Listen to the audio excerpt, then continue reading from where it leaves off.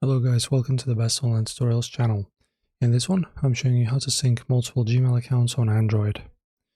So guys, the method is very simple. So just go ahead and install this Gmail app on your phone, and then I'm going to show you. So when you click on this avatar icon on the top right, you'll have an ability to add other accounts as well. So in order to make them all sync, you just add them into your choice, right? So you just log in, so that app has multiple accounts, and then they will just be syncing automatically without you doing or needing to do anything.